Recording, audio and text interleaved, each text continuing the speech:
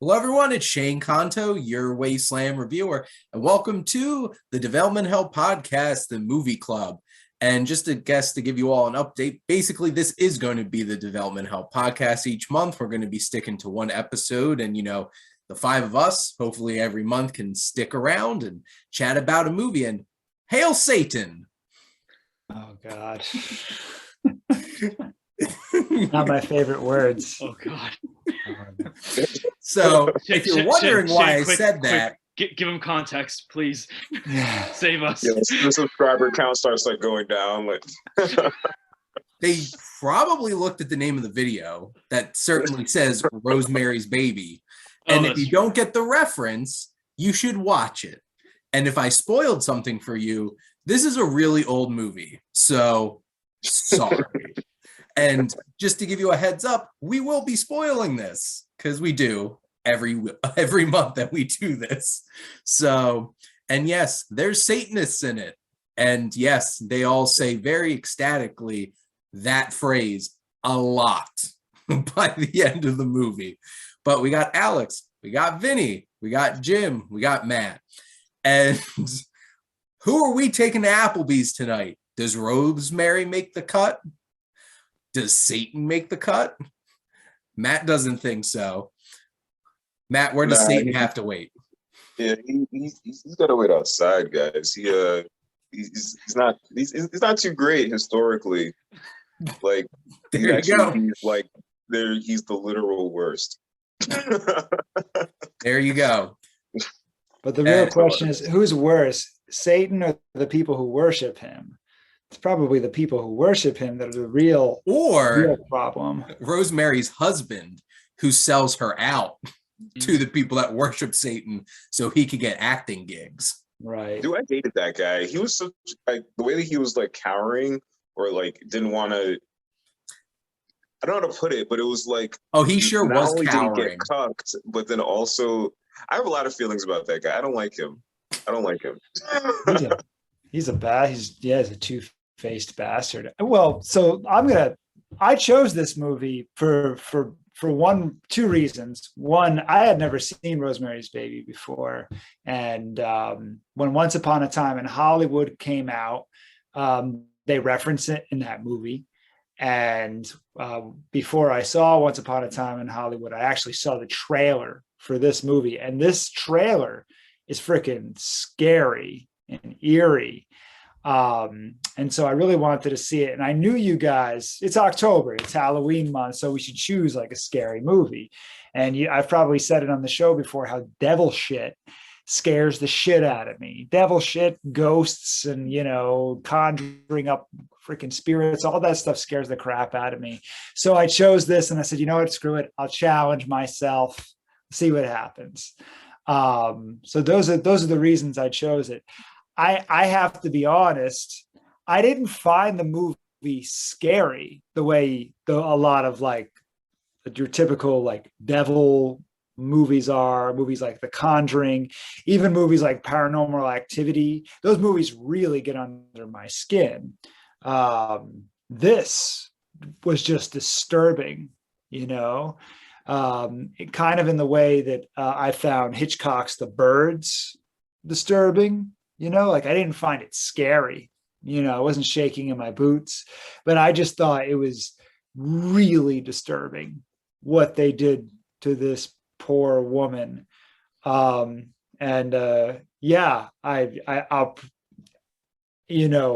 look forward to hearing what everybody else's take on it, because I know some of you had seen this before.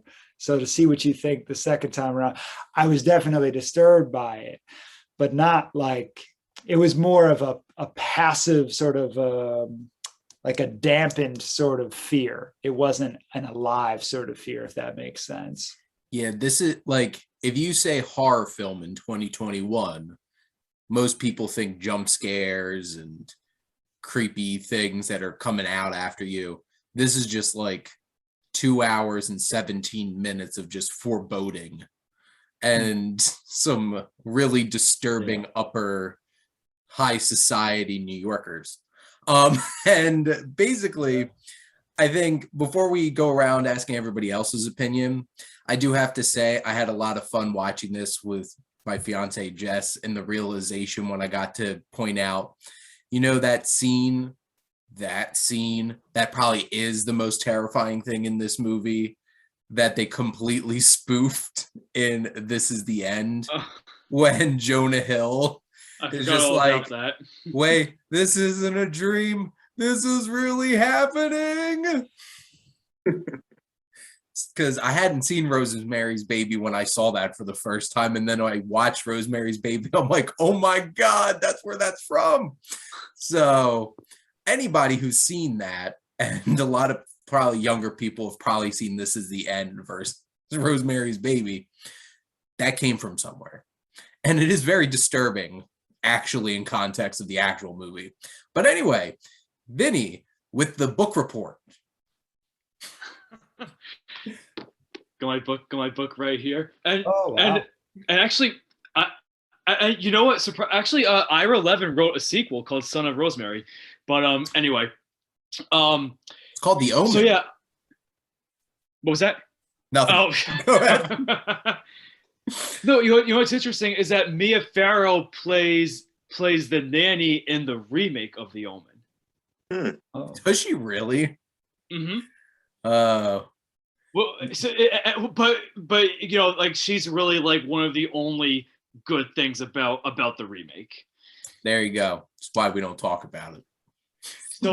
So anyway, I really enjoyed this movie. I remember I watched the first time I watched it. It was that Rider for Dr. It was one of the first movies we watched for Dr. Lucia's film adaptation class.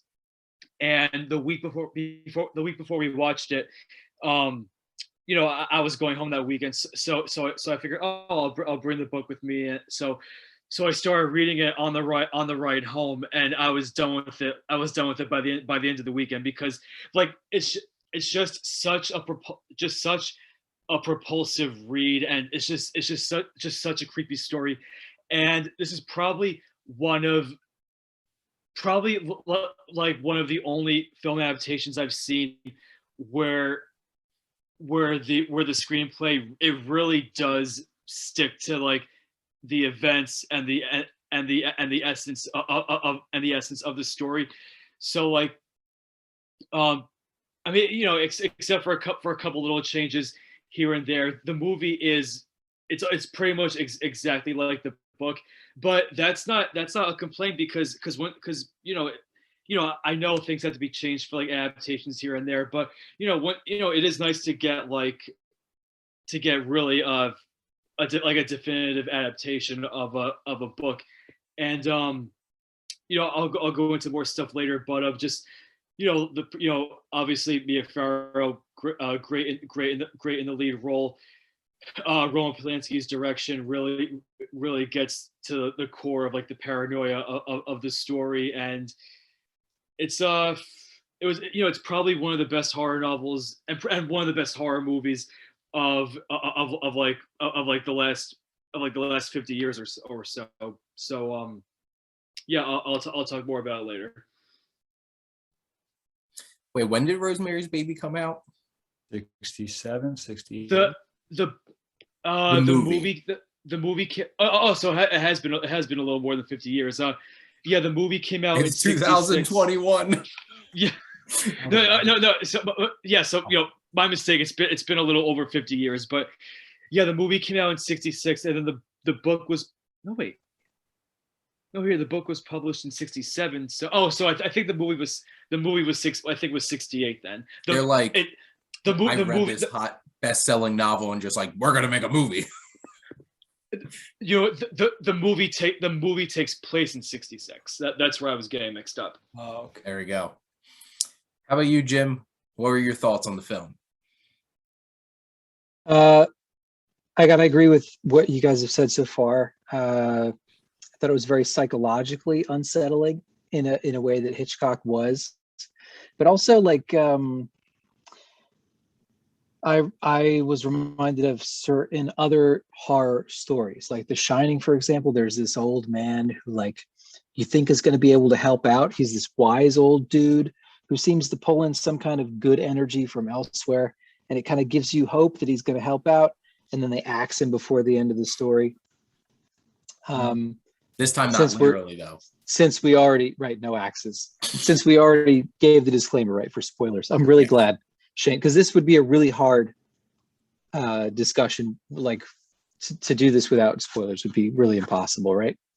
I didn't think of this as being like what was horror in 68 is not horror in 2021, right? I wouldn't call this a horror movie. I appreciated the psychological study of Rosemary, and I think Polanski's best moment of the film is like maybe halfway or 2/3 of the way into the movie. I was like, maybe she is crazy. Maybe she is imagining all of these things that are going on. You know what I mean? And I wasn't sure that she was a reliable narrator, if you will, until like the end of the movie. And that was cool because I'd never seen this movie before, like Alex. I realized how important it is as a fixture, like in the history of cinema, of film. I guess cinema, like technically, I guess maybe Shane could weigh in more on the technical aspect later on, but like I recognized where it borrowed from the book and I appreciated it. There were like certain poetic points of the movie where like thematically it linked up, and I really appreciate that kind of stuff. But I also laughed out loud like 4 times through the movie. So we can come back to, I don't know, we can come back to how well it's aged later on, maybe, I don't know. But overall, I liked it. I thought it, especially now, like, I don't want to get into politics, but like it's very relevant now. Like if I had to sum the movie up in a sentence, like it's about her losing control and trying to regain a measure of control over herself and then her progeny. So I don't, we could talk about like the last scene and what actually happened in that last scene, maybe hopefully before the end of it all. Oh, I'm sure we will. I do have to say, Jim, the fact that you mentioned that you laughed out loud a couple times, sometimes it's really hard for me to take the ending seriously when they all start screaming "Hail Satan," only because of Tenacious D. Because on one of their albums, one of their tracks, they're just like, "Hail Satan!" And you know exactly where they're getting that from. And now it's just like, now I can't take this seriously. But this is one of those things where you have to appreciate like the influence that it's had on movies and TV shows that we've seen since. Like Haunting at Hill House, I think is probably the most recent horror. I don't even know if you call that horror, but one of the most recent creepy things I've watched recently. And that disturbed me a lot more than this did. And this seemed a little bit silly at times. There's one particular jump scare in Haunting a Hill House that scared the living shit out of me. I know all about that jump scare. So It's no fun. If Mike, so I'm not a huge fan of remakes, but like if Mike Flanagan came out and said he would make anything, like even if Mike Flanagan came out and said he was making a Rosemary's Baby remake, I'd be all in on it because that's how much I love Mike Flanagan's work. But like this is like, you know, I'll stop. Matt, what are your thoughts on it? Yeah, so I saw this in high school, and I hadn't seen it since, and I only remembered like 3 things. I guess like the impregnating scene or the rape scene, I guess you should say it. The ending, like, you know, with the upside down cross and like the crazy like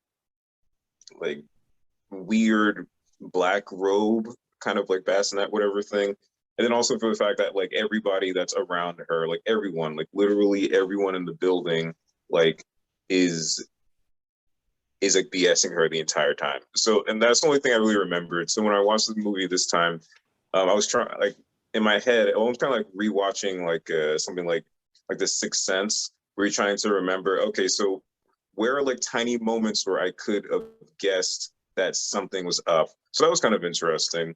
Also, kind of like, I don't know if Jim, I don't know if you're gonna go to kind of, you said something about like the politics and how it's relevant to today. I thought it was really interesting because I feel like I found myself like getting really frustrated at like her situation, not really scared or like disturbed, but just really like angry.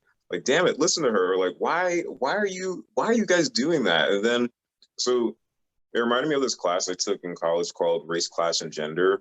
And when in like the gender like part of the semester, we watched like a bunch of random movies. And before I got to college, I never thought about watching things and looking at things in certain lenses outside of just maybe like what's on the screen. And I'm looking at this thing and I'm like, wow, just like you said, like Jim, she has no like control. Like she's assaulted by like the devil, but even if that wasn't the case, she wakes up and says like, why are there scratches on me? And her husband said, well, I kind of sort of, I couldn't like help myself. And she's like, wait, but you could have waited though. And he's like, yeah, but it was kind of hot. Like her boundaries, like she has no boundaries, like either for her body or her apartment. She's not listened to by her doctor, and she's like her feelings are minimized, and what she's thinking, and people are calling her crazy just because like she has like all these emotions. Like I feel like this is like yeah, like killing babies isn't nice or whatever, and rituals and upside down crosses, but also like there's like some pretty hardcore, like I don't know if you want to call it sexism, but like it's kind of there. Like that's like really, I can only imagine if I truly can only imagine if like maybe like people watching that movie for the first time, people who are identified as female, like watch that movie, and aside from the fact that it's supposed to be scary, I wonder if they also kind of thought like this is maybe like a bit representative of like how like they might feel sometimes unheard, or like their feelings minimized, or like they feel like they have to like take crap from their husbands. There were multiple times where like her husband kind of like talked down to her. That pissed me off probably like the most, when he's like, give me that book, I'm warning you. Like, who talks like that? So yeah, so that's my take. I'm sorry. That was probably a really bummer. I'm sorry. Well, it's funny because no, I love that you got through all that without bringing politics up at all. I said it might get political, but really it doesn't have to do anything with politics at all, right? Like boundaries, yeah. And I've already summed up the movie the way I would in a sentence. And if I had to retitle the movie, it would be gaslighting. Yeah, isn't that what's going on over the whole movie? That's textbook gaslighting. Sorry, Shane. The whole entire building gaslit her the whole entire time.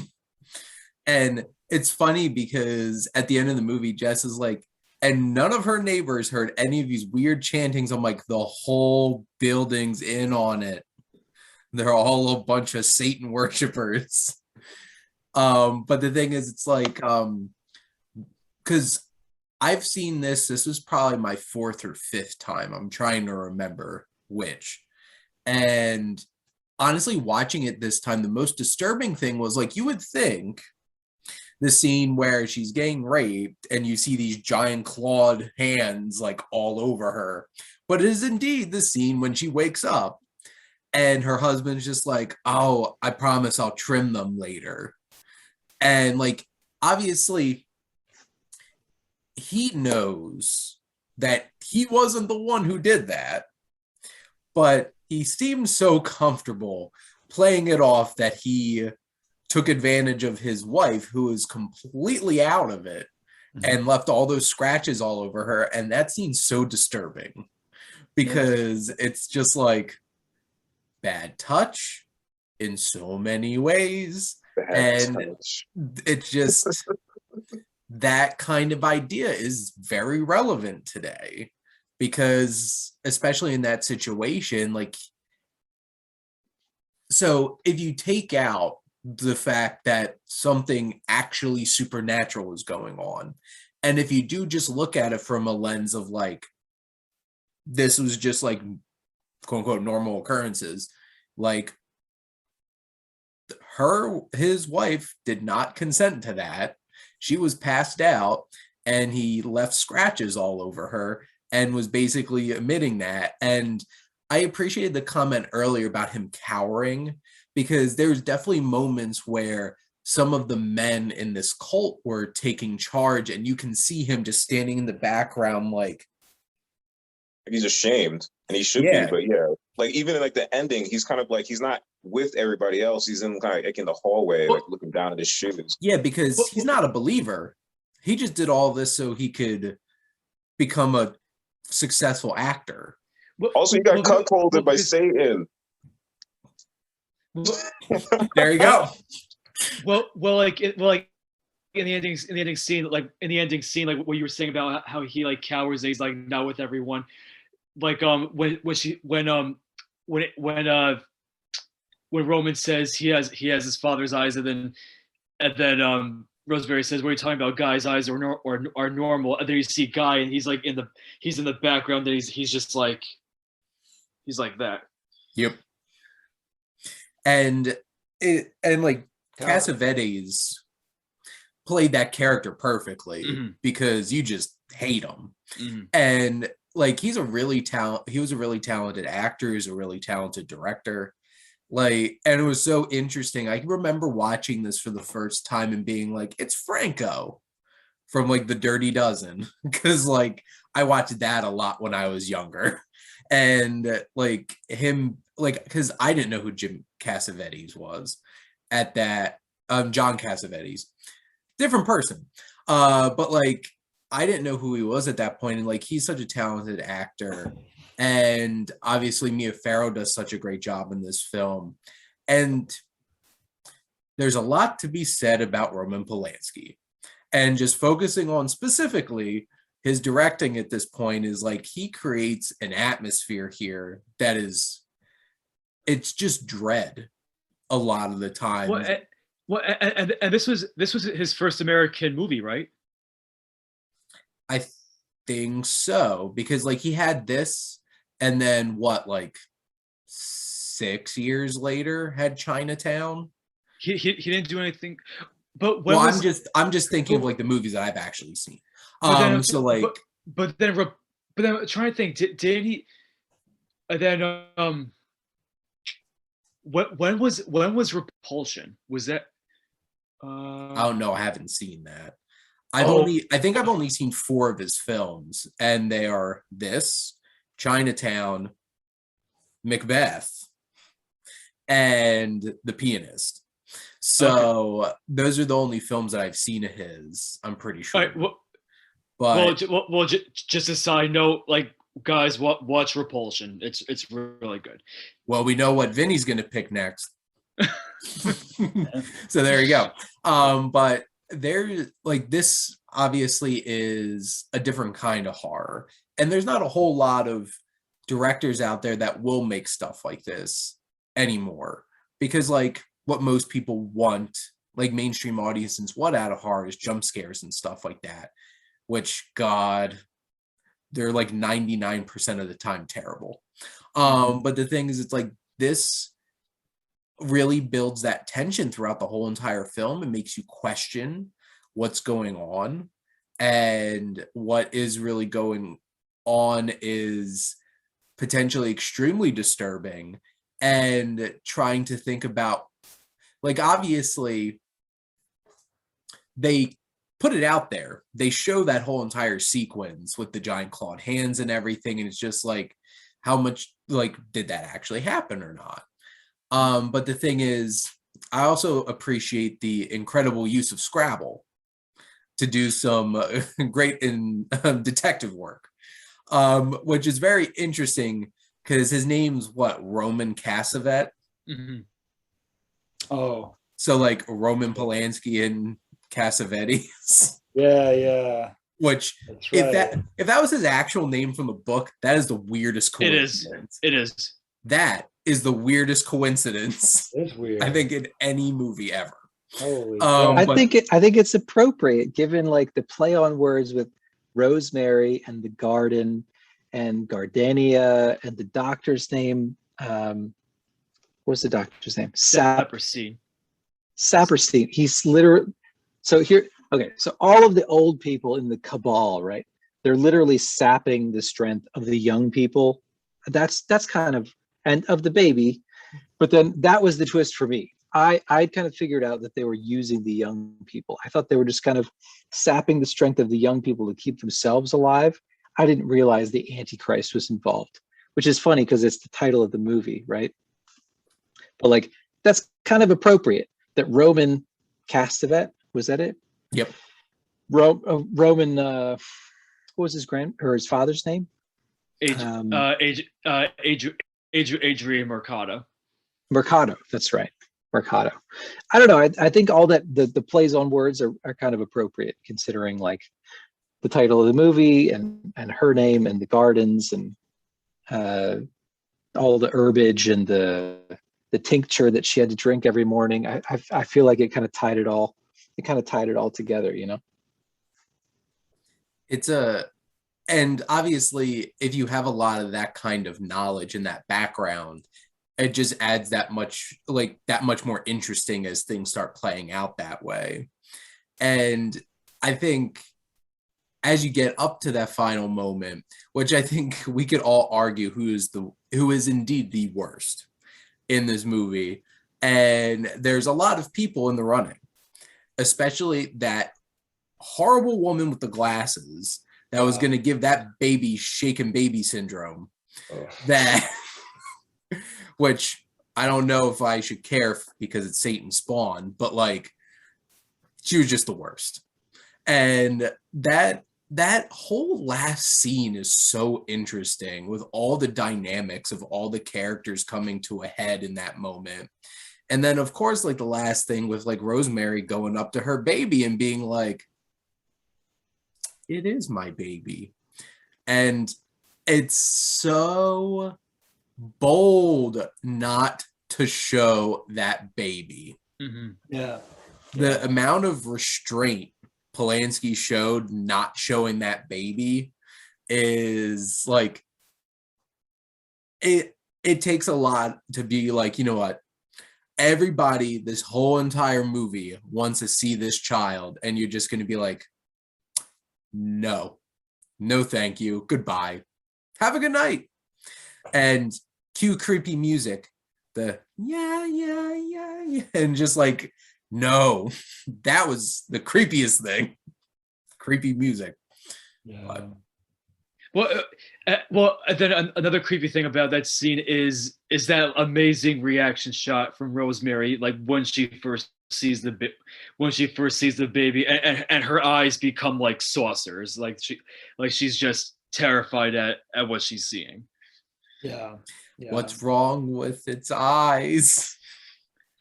It's that I forget, is it a crib? Is that what you call it? The baby? Bassinet. A bassinet, yeah. Bassinet. That to me, that's the scariest image in the entire movie. That's maybe the only image that actually kind of haunts my brain, is seeing the upside down cross, that black, just the way it looked. And certainly the stuff that was going on around it was disturbing. But just the image of that black bassinet is probably the most haunting thing in the film.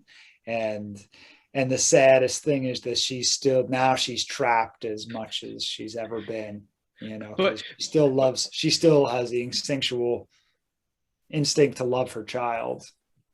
But you know, like I just realized, like, both this and Planet of the Apes came out in 1968, and they both have climactic scenes when like the protagonist says, "You maniacs."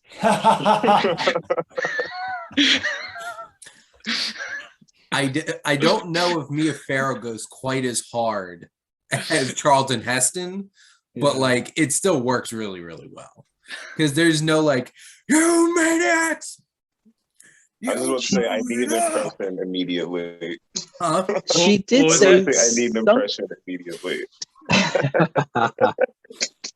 Well, I was going to offer it to you. You're welcome. Vinny, Go how for does it. the book Go for it, end? Shane. Also, LOL, Shane. Vinny, how does the book end? Like, how is it different? Like the very, very end. Oh no! It ends. It ends the exact same way as the movie, or the movie ends the exact same way as the book. Gotcha. Hey, No, this is a movie talk show. All books hail to the movies. According to all modern movie audiences. Like I said, except for like a few small differences, the movie is like a scene for scene adaptation of the book. If it's not broke, don't fix it.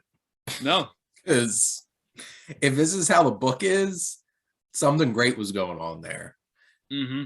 Because I was just gonna say, like, just the pacing of how this all plays out, how all the little mysteries are threaded through, the little details, like the missing of a glove, mm-hmm. and just like all those little kinds of things, just leading up to all those clues. What? And then like another clue that I thought that I really like in the movie is when they're seeing the apartment for the first time, and then Rosemary looks at Mrs. Gardenia's desk, and there's a note that says, you know, I can no longer be associated, and then you can tell that she was put in a coma by the coven, because they knew she wanted to break away from them, and they were like, nope, you're gonna go in a coma, like you're either with us or not at all. So I thought that was like so just like the whole concept of like an unfinished letter, like, you know, Rosemary not knowing what it means, but then we piece together what it means, so that just makes it like all the more creepy. And confirmed, only Siths deal in absolutes. From my point of view, the Jedi are evil. But like you bring up that point too that Matt brought up earlier, like with like the Sixth Sense, and like having seen this so many times and just sitting there, like just seeing all the red flags, and you just being like, no, that's creepy. Should not do that. And it's so interesting, like watching it, knowing what's going to happen and seeing all those little things that they laid out. And just in general, don't trust a bunch of creepy old people that just randomly just push their way into your house. That's a thing. Like going back to boundaries, none, zero. And it's just like how pushy they are about everything. And like that one scene where Rosemary goes out to meet their friend, and then she finds out friend's in coma, and then she just happens to show up and just being like, oh no, I can take you back, I can shop later. It's just like, no lady, no means no, like get away. And but the thing is like they kept that control and that pushiness, and you know, there's some level of like, all what they're doing for us, you should be good and appreciative to them, and all that like abuse just hanging over there. And like people who really care about you are not going to hold those things over your head. And it's exactly what happens with that whole entire thing. And this parallels a lot with like abusive relationships and stuff like that, because unfortunately Rosemary's in just a giant web of abuse from I'll qualify that, Shane, by saying that sometimes unfortunately, people who are supposed to care about you, they do hold those things over your head. And I mean, for someone who's given birth to a child before, none of us will ever do that. I can only like imagine the sort of level of pressure, you know, on a woman who's carrying a child, especially one who's feeling manipulated, you know, in some way, shape, or form, whether it's because manipulated to get married to somebody she didn't want to get married to, manipulated to have a child early on in life before she was ready, put pressure on her to have a, controversial, keep a child when she was too young and not financially stable enough to have a child. I mean, these are all things that are very real, and so, you take that and you multiply it by 1,000 because it's Satan's baby, just imagine that kind of level of pressure and being manipulated. That's scary, that's very scary. And anytime I put myself in her shoes, which I didn't always, I kind of watched the movie from over here, but if I put myself in her shoes, I'd be like, I want to punch every one of you mother in the face, right now. I was kind of, and that's the other thing I have to say about the ending, man. Dude, I get the ending. I get it's a horror movie. I needed Robert Rodriguez and Tarantino to like take over toward the end, be like, yo, this is not going to end like this. I need these people need to get blasted, but that's not the movie. That's not the movie they made, unfortunately. Well, what if Rosemary's Baby then turned into Look Who's Talking?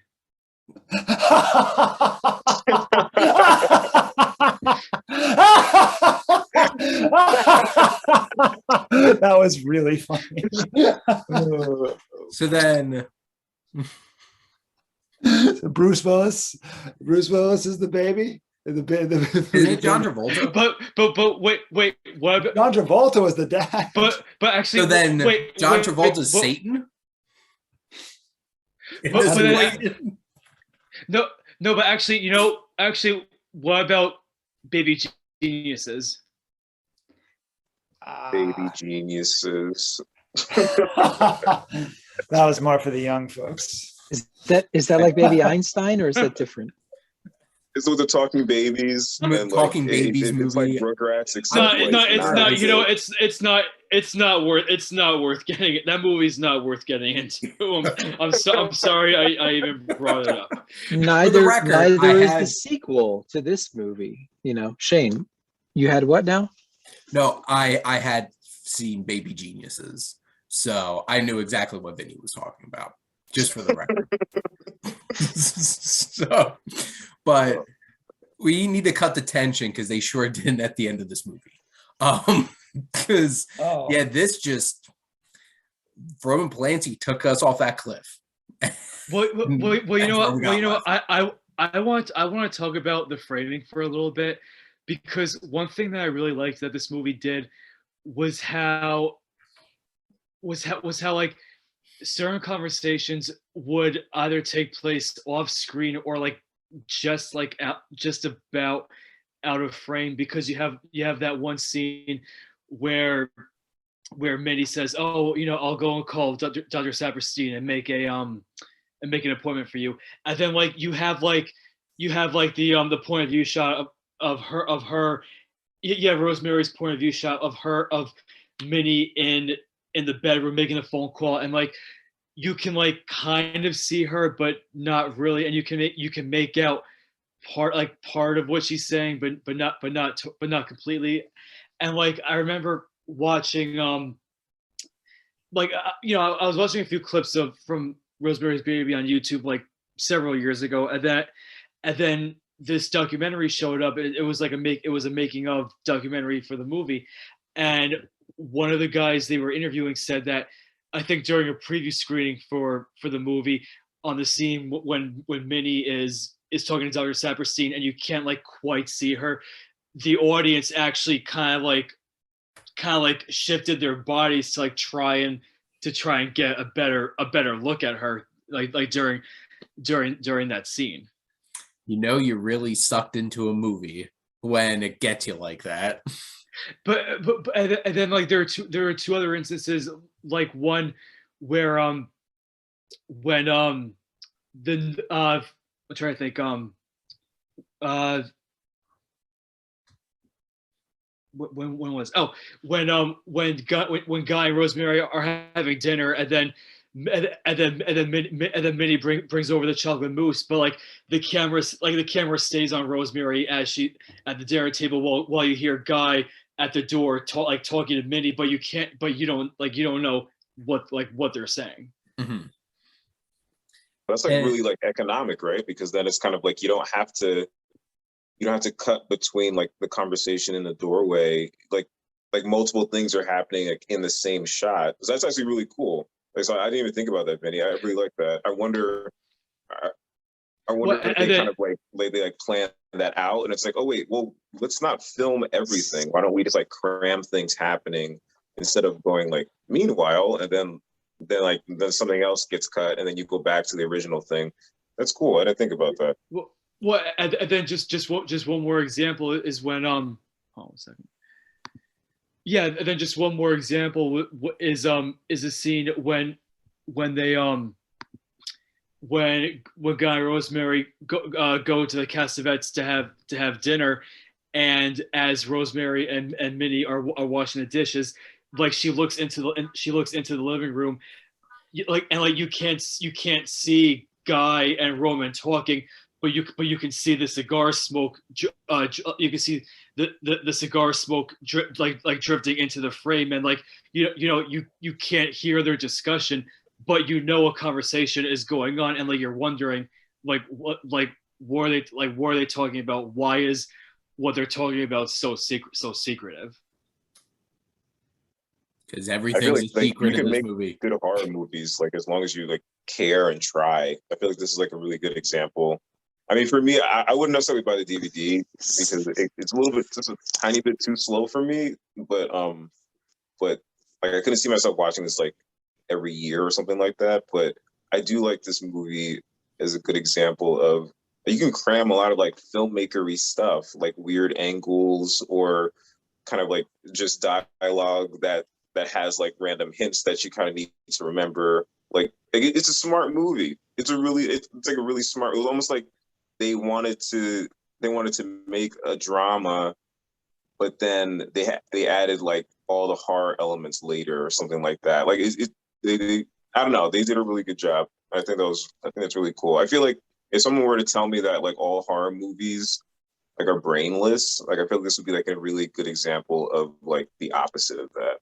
And then I also want to hear your thoughts on how I want to hear your thoughts about how that overview shot that overview shot of Guy and Rosemary first walking into the entrance to the what's the building called, the Bramford, their apartment building, the Bramford. It's called the Overlook Hotel.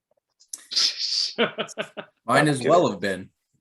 But yeah. So like, what are your thoughts of like the overview shot in the beginning of Guy and Rosemary walking into the Bramford, and then that same shot being used for the very end of the movie? Like, what are your thoughts on that? I didn't even notice that. Because like the camera's on top of the roof. Yeah. Like if you rewatch if you rewatch the beginning, there's that overview shot of it's at the end of the opening credits, the overview shot of Guy and Rosemary walking down the sidewalk and into the entrance to the Bramford, and then that's used as the final shot of the movie. Like if you look at it, you see Guy and Rosemary walking into the Bramford. I didn't even see like that symmetry. Yeah. Are they walking in at the end? Vinny, are they walking in or are they walking out? They're walking in. Oh, there's walking in both times. Yeah. Okay. Oh, so they're not leaving, they're staying. Yeah. Yeah, I wonder if that means like I didn't realize that they were even in the final shot. I thought that was just giving some kind of atmosphere. Like this is some creepy old building on the Upper East Side of New York, you know, like, and again, this is not like, this is not modern day Upper East Side of New York. This is 1960s Upper East Side New York, right? But if they're in the shot, I wonder if that means there's some kind of a loop going, like some True Detective, like time is a flat circle kind of stuff going on.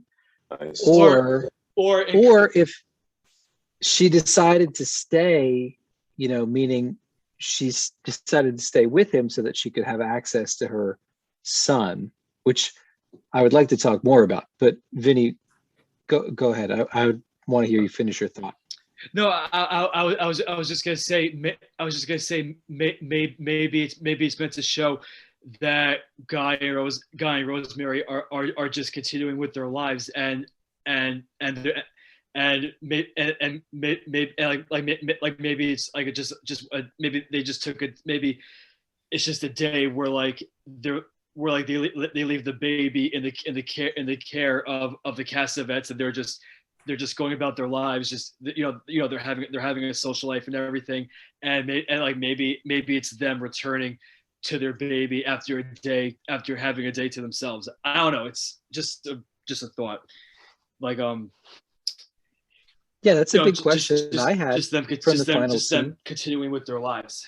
Yeah, like is Rosemary, when she goes to her baby, right? She's not doing it out of self-preservation, like they're going to kill me if I don't do this, right? She's obviously following some kind of motherly instinct, right, to that bassinet, right? So my thoughts on the end of the movie were like, is she accepting that all of these people have shoved their faces into her life and she's just going to deal with it because she's a new woman, she's tougher than she used to be, you know, her hair's shorter now and she's got a son, and her son's a little different than she thought he would be, but like she's going to roll with the punches because he's her son. Yeah. I'm sorry. Go ahead. No. That was it. It was like, or ... Is she plotting her revenge, for example? I don't know. Well, you know what? There's that moment where Minnie tells Rosemary, out of all the women in the world, Satan chose you. He arranged everything just so he could be with you. So maybe at the end, Rosemary realized, okay, you know what? As much as I didn't want this to happen, it was prearranged. It was unavoidable. So the best I can do now is be a mother to this child, and whatever happens next, I'm gonna face it head on. That's kind of how I took it too. Like I took it as kind of like just the way like she was smiling,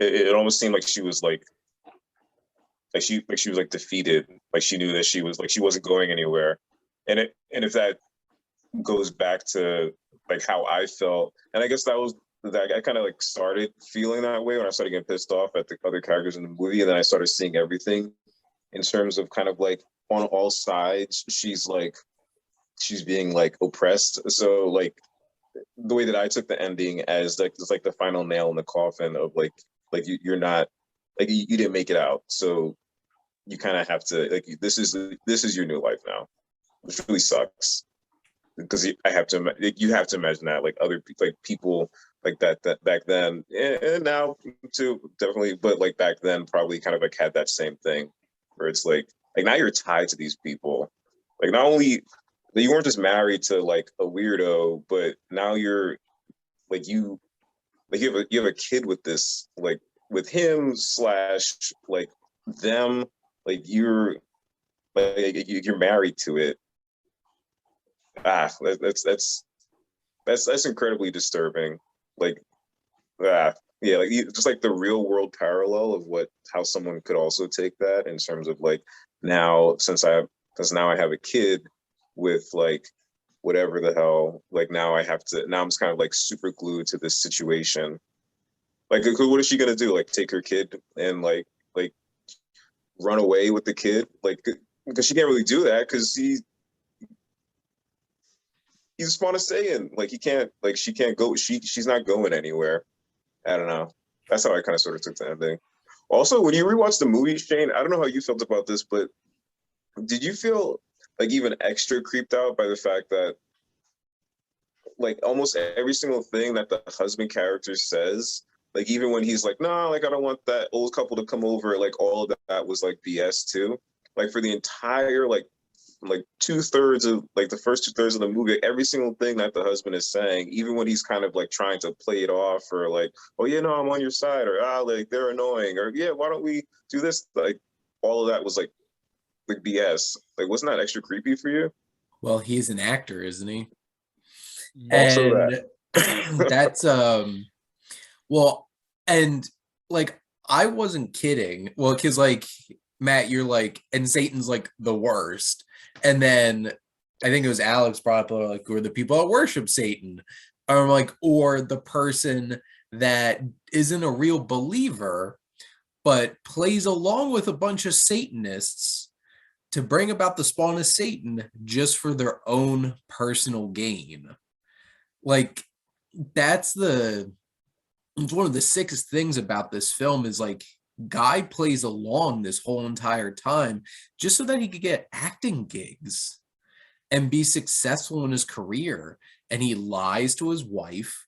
He sets his wife up to be raped and then forced to be in a situation where she's going to be stuck for the rest of her life with the spawn of Satan and this cult. And he's all just like,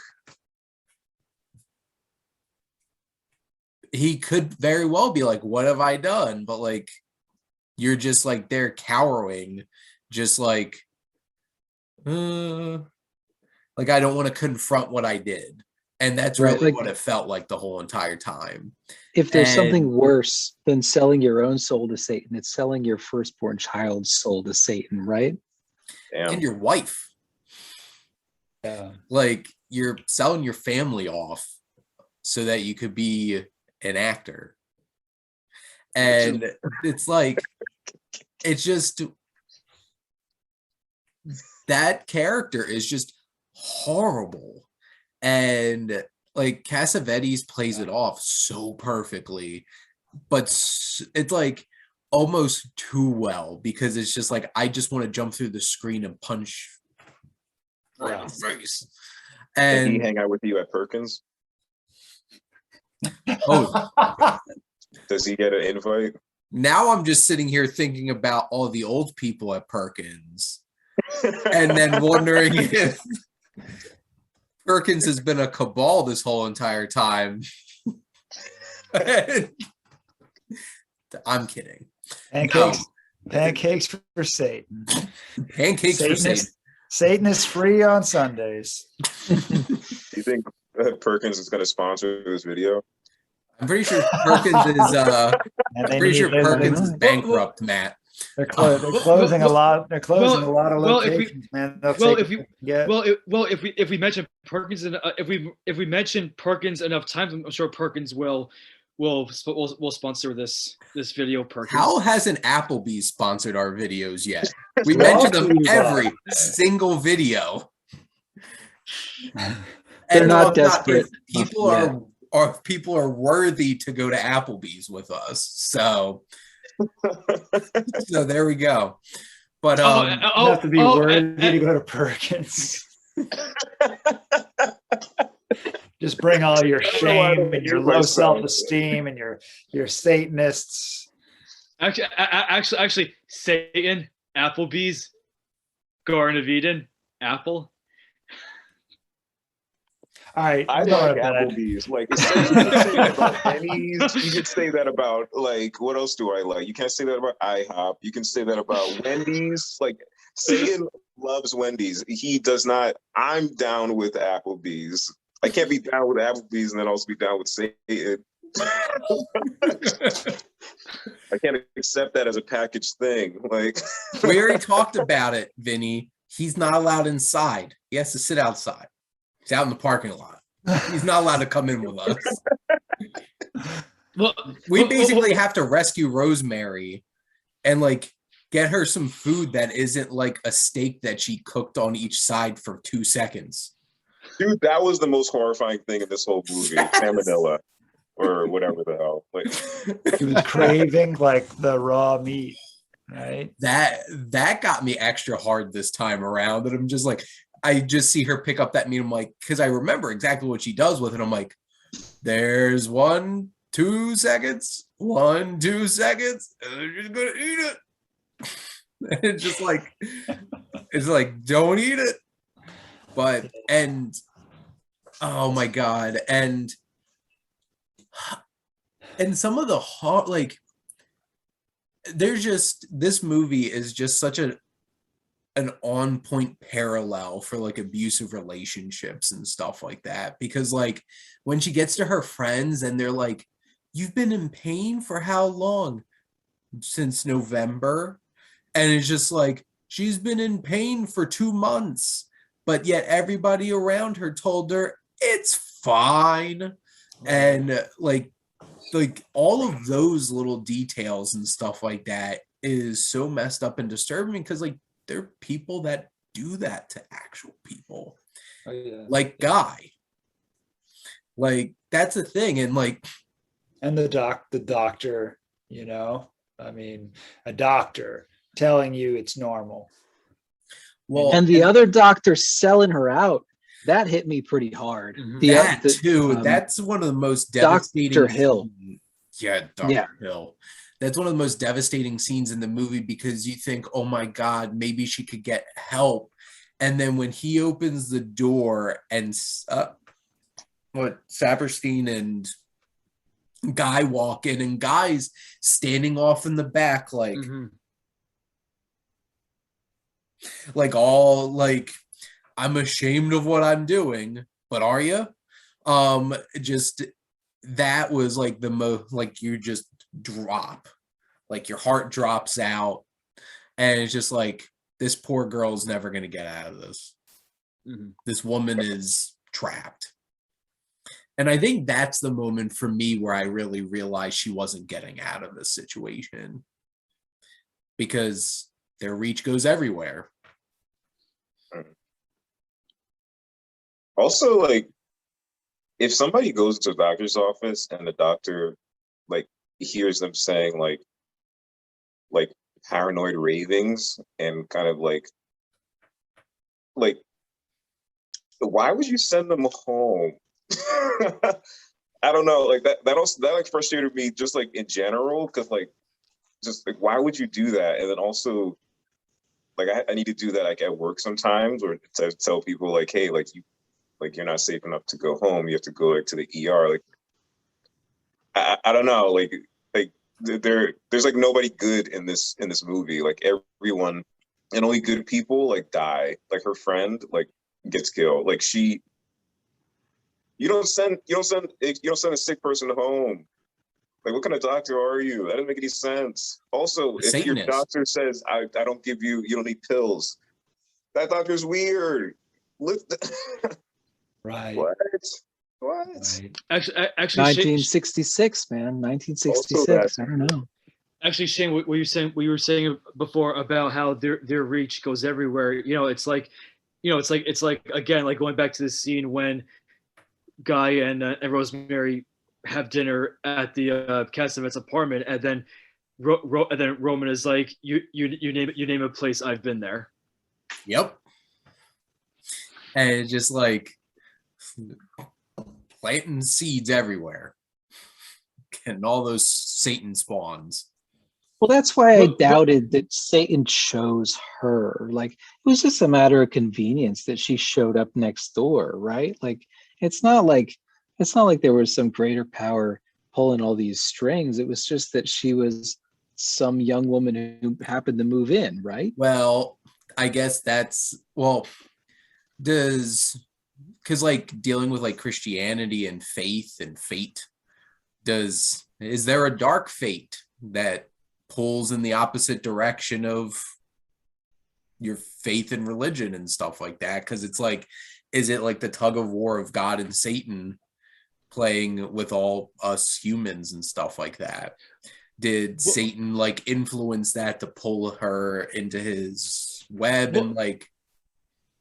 Well, I think he did, because I mean we don't know how long Minnie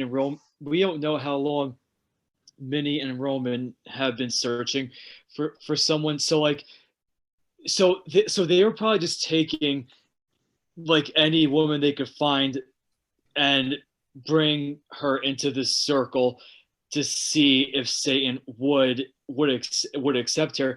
Because in the scene when Rosemary is talking with Teresa, and she talks about Minnie and Roman taking her in, she has that line.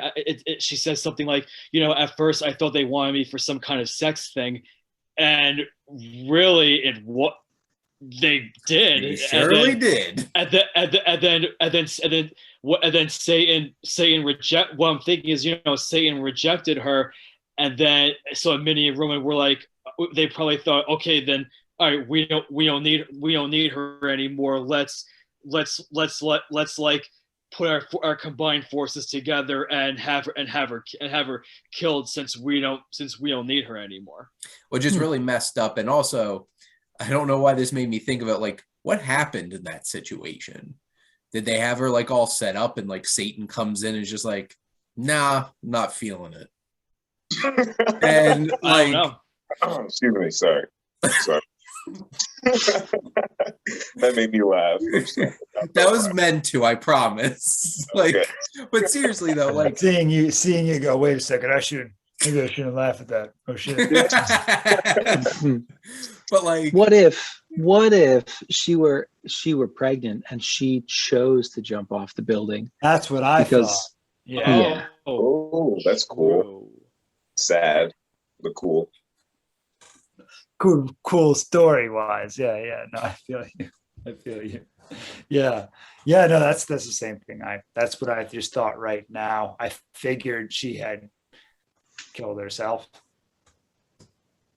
And I also thought it was interesting that they met in the basement, like Terry or Teresa met Rosemary right in the basement. And really early in the film, Hutch mentions that there was like a baby, a fetus found in newspaper in the basement.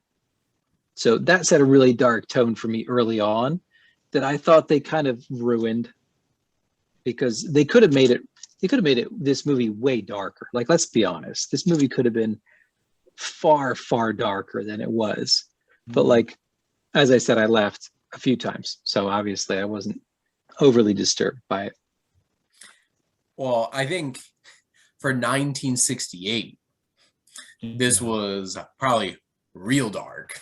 True. Like, and thinking about like, I think in 2001, like our country isn't as like strongly Christian all the way through as I think, especially in the 60s. Okay.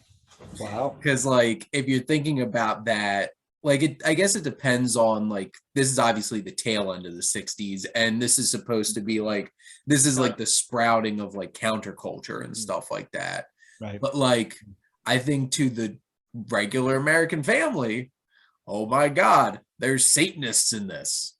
And context question. Sorry guys, when was The Exorcist released? Because that was the other movie we were talking about. 73, I think. Yeah. Oh, that's 75. That's a lot later. I mean, in context, that's a lot later. Like, it's at least years after this. Felt like it was like 73, but I could be wrong. But like, this was just like the beginning of like, there was Rosemary's Baby, there was The Exorcist, there was The Omen, and like, this wasn't like a regular thing going on, where like now you see like demon possessions and ghost stories and like 50 million of them and all those kinds of things. And like, this was extremely taboo, like at the time, I would imagine, in like American society. Well, then there's a scene when she's in Dr. Saperstein's waiting room, she picks up the Time magazine with like the all black cover in the red lettering is God dead. Was that a real Time magazine cover? I think it was. I'm almost certain it was. It was definitely, yes, but it was also a callback to Nietzsche. It was a Nietzsche reference, right? Right. And so I don't know. For Nietzsche's thing about is God dead is like it's a societal thing. Has society moved on past the need for a concept of God? Right. Which Right. to me, if the answer is yes, they've also moved past the need for Satan or an antichrist, you know? I'm fine with that. So honestly, that took me out of the movie a little bit, but props to him for throwing in a little bit. Yeah, of, because like, when I saw context. when I saw that, I went, man, Polanski must have been salivating over that, especially if it came out around the time they were making the movie, that particular Time magazine. Who knows? Maybe it came out 5 years before, but like he must have been like, well, this is perfect, you know, because it just. Or it was just the Time magazine sitting in the doctor's office they were using to film the movie. Convenient. Very convenient. Yeah. So, but like, yeah, that's a thing too, because like this was at a time where, because like if you think about just like 5 years earlier, like the early 60s was still like still around the time of like the 50s where Extension like of the 50s, yeah. And that was a time where it's just like people went to church on Sunday. You had the nuclear family and everybody was perfect on the outside. But like this was really that time in filmmaking, and like obviously Roman Polanski didn't pull punches when it came to like taboo things in movies like Chinatown. And like there's things that it's just like this was probably a really, really, really hard watch for most people in 1968. And it made 10 times its budget. Wow. Because like it was, I think I checked it, it was made for $3.2 million and made $33 million. What do you think $3.2 million is in today's money back then? Inflation calculator. That's a good question. While Shane is calculating inflation, the Time cover featuring the words "Is God Dead" apparently was the first time that was poorly phrased had used the cover without an image. There was no photograph. So, and they used the term or the quote "Is God dead?" They used it out of context, which annoys me again. It was in reference to an earlier study they'd done investigating theologians trying to write God out of the field of theology, apparently, which kind of opens up an interesting conversation on narcissism and the actor husband, but that can be for another day. Shane, back to you. Interesting. And in the world of math, so $3.2 million in 2021 would be $25 million budget. Okay. And it would have made $262 million. Ooh, wow, that's amazing. Yeah. So pretty damn good. It made a lot of money. Yeah. But the thing is, this is chump change compared to what The Exorcist did. Oh, really? Because The Exorcist was the highest grossing film of all time when it came out. Well, if you go on YouTube, there's like a 10-minute video of all this news footage of people just like lining up for blocks and blocks trying to get into The Exorcist. Well, that's the thing too. That tells me all those religious people like that taboo stuff. Mm-hmm. They'll sit through it because it'll terrify them. But like they're like, this is disgusting. Maybe not religious people, but the children of religious people. Yeah. Yeah. Some of the footage in that video is of people like sitting in the lobby, like crying, like having walked out like halfway through the movie because they because it was back then, like a movie like that, it was just like it had never been seen before, like that type of thing. Well, that's such an interesting thing to think about, because like if you think about horror in a greater context of like all of us in 2021, what haven't most of us seen in a horror movie at this point? That's true. That's the thing. It's hard to keep coming up with clever scares when you've probably seen those same jump scares before. And that's when those ones like Haunting a Hill House that you'll never see coming, like get you so bad. And was this scene you mentioned, Shane, in episode 1, or was it later in the season? Because there's 10 episodes? I think there were quite a few. There was like, it was a second to last episode, I feel like. Okay. All I'm going to say is a car. And because that scared the out of me. Wait, now I don't know what you're talking about. I think you're talking about like, so I'm not going to spoil it, but like multiple layers or multiple floors or multiple decades, someone falling down. You're not talking about that? I wasn't talking about that one, but that also is like, that one's also terrifying. No, there was one jump scare in Haunting a Hill House that got me so bad, because that's the thing. Generally, because that's the thing about watching so many movies. It's like you could telegraph a lot of things at some point, but like that I didn't see coming. And there was something, I watched a movie Sunday called We Have to Do Something. And I watched that. It was I thought it was pretty good. Like which jump scare? I mean, like without spoilers for people who haven't seen it, like which jump scare are you? The thing that scared the crap out of me was one particular line that I did not expect to hear.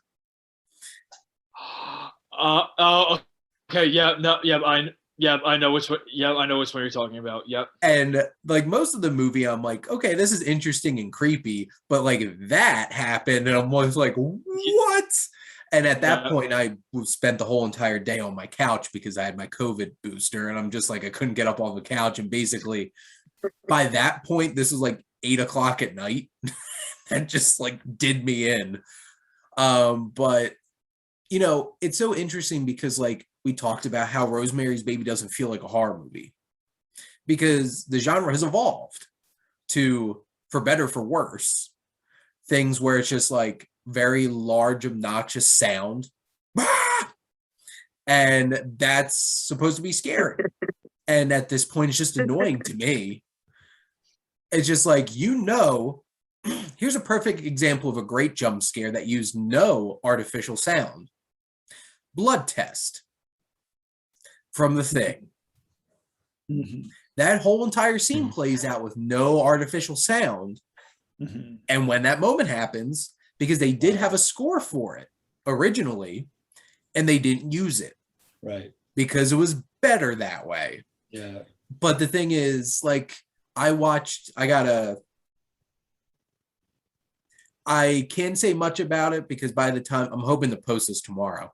By the time that I post this video, the embargo for Paranormal Activity Next of Kin won't be up, and I watched that on Sunday.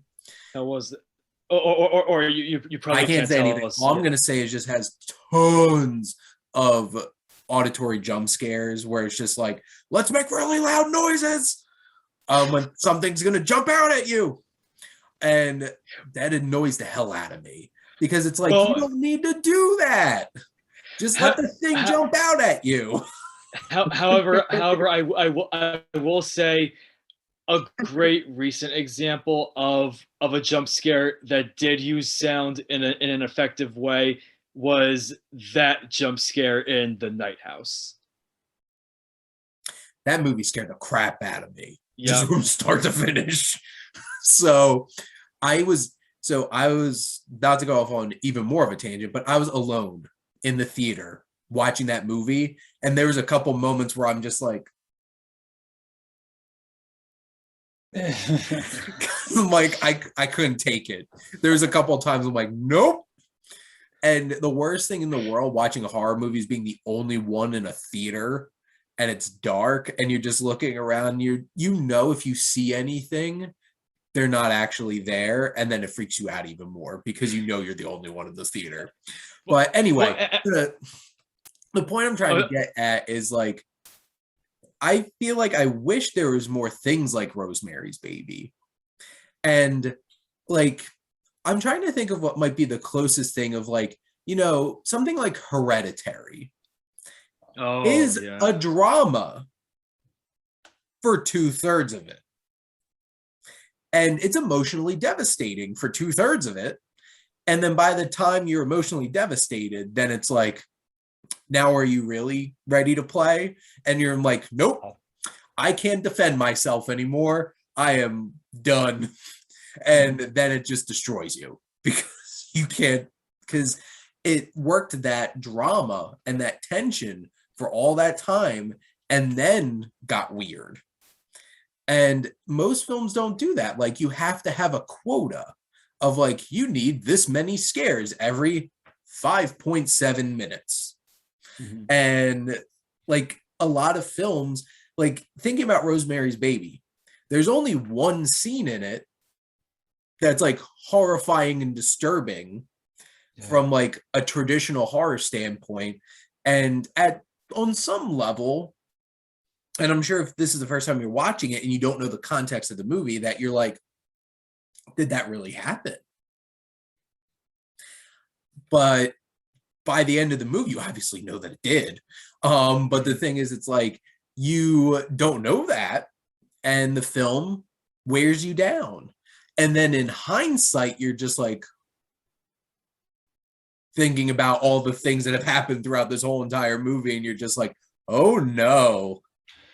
Oh no. I got to bring up, I know this not recent, but you know, we watched Diabolique, you know, for this film club. And that's another good example of a very smart, very calculated, you know, thriller. Is it a horror? It's certainly eerie, you know, it certainly have elements of horror, but it was very crafty. And you know, what you're saying, Shane, about a lot of horror movies that are being pumped out, have been pumped out over the past, well, it's been like over 20 years now. Obviously the 80s, I think that were defined by like slasher films. Yeah. And like, that's really where horror went in the 80s, very pulpy slasher films. Yeah. And then obviously like Scream kind of turned it on its head and breathed some fresh air, because like it tried to be meta, making fun of slasher movies, but also being a slasher movie. But then because like what really started this whole entire jump into all this paranormal stuff again, and because like The Omen came out in like the late 70s, and then you had, I don't know if it was The Conjuring, and like Insidious and Sinister, and just like all that stuff started coming out, and now you just get like 50 of them. Yeah. I was thinking maybe Silence of the Lambs or a movie like Seven would channel this kind of. I also thought of Diabolique while I was watching this movie, probably because of the context for us as a you know, a group. But like Hitchcock definitely set some kind of a template for how this went. What was the French director's name? Do you guys remember, of Diabolique? It doesn't matter. I don't know if he specifically had a footprint, but maybe French suspense, let's say, as a genre, right?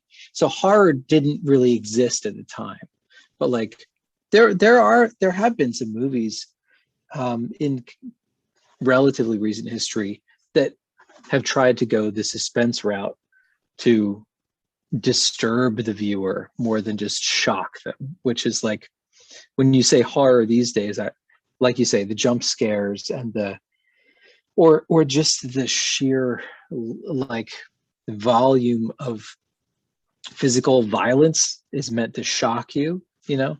Yeah. Halloween Kills. Yeah, right. Ugh. Machete Kills. That's not a horror movie. That doesn't count. Same level of gore though, probably. Horrible movie.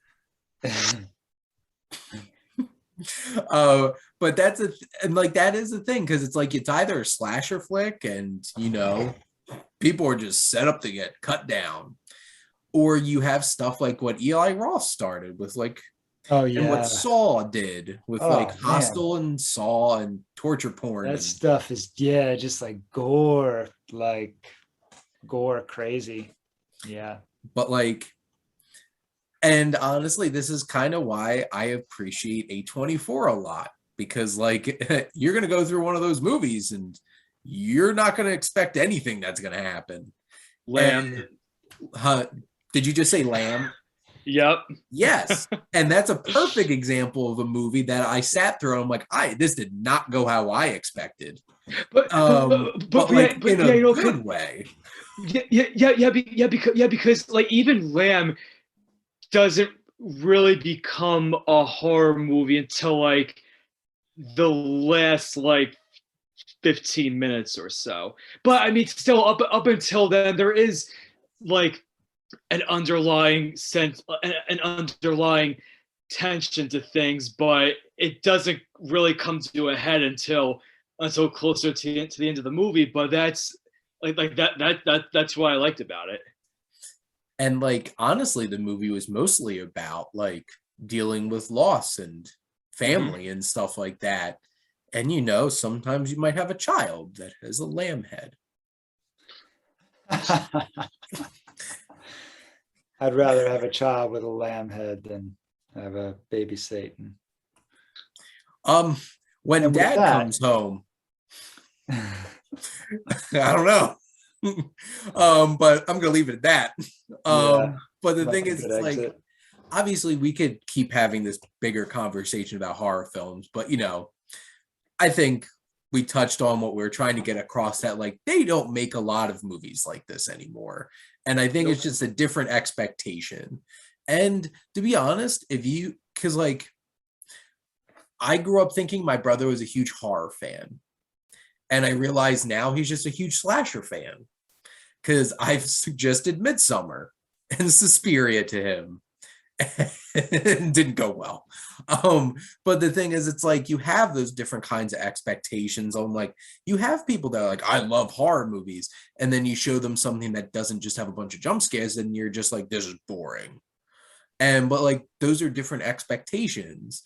And then you have something like this, which had a lot to say, with very strong performances from really talented actors. And that, I think it's happening more now, but for a while, that's not really what horror was for a long time. And I'm glad we rewatched this instead of Psycho 1998, I thought we were going to be watching. Just kidding. For the record, I did accidentally think we were watching Psycho. I knew you did, yeah. So I did rewatch Psycho a couple days ago. But, I'm not going to be mad that I rewatched Psycho and Rosemary's Baby in the same weekend. So there you go. But the thing is, it's there's a lot of great classic horror films out there. And if you haven't watched Rosemary's Baby, I think you should go give it some love. But we definitely talked a lot about it. So if we didn't turn you away or didn't spoil it too much, because honestly, we spoiled literally the whole entire movie. So there you go. I'm going to say one more thing, especially for you guys. Before you watch the movie, watch the trailer for the movie. In my opinion, the trailer is scarier than the movie in the traditional sense of scary, but scary is supposed the trailer, the way they did the sound and the music and the editing is hits me right in the chest. It's a great trailer. Really, for the record, it was from the same PR firm that does all of A24's trailers. Oh, really? Where all the trailers are scarier than the actual movie, and then people are disappointed when they see the actual movie and it's different. Well, and that's the thing. Hollywood's been doing that for so long because, you know, those people who cut the trailers, their job is to get people in seats, not to appreciate the movie they're about to see. That's true. So there you go. But I have seen that trailer, and it is a terrifying trailer. And it's just like they knew what they were doing to scare people into going to see this movie. And it's definitely a slow burn. And it is definitely 2 hours and 17 minutes. So be prepared. Anybody else have any last thoughts before we wrap up? Would you guys recommend? I've never seen The Exorcist, and I've been doing like this thing the last couple of weeks where I'm just like watching a lot of horror movies. I was thinking about maybe watching that for the first time this week. Yeah, well, definitely watch it. Yes. Watch it. So many quotes went through my head that I wanted to say right now from the movie. I'll make one of the most PG ones. The power of Christ compels you.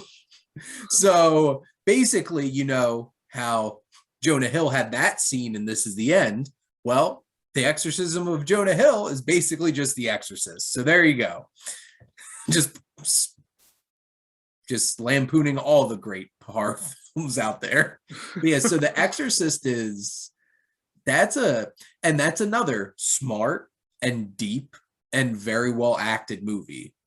Mm-hmm. That's the thing. And that's something that I appreciate about horror films from that time. It's like you had some legit actors in these films and like who got like awards consideration for some of those movies and stuff like that. So I would definitely recommend The Exorcist.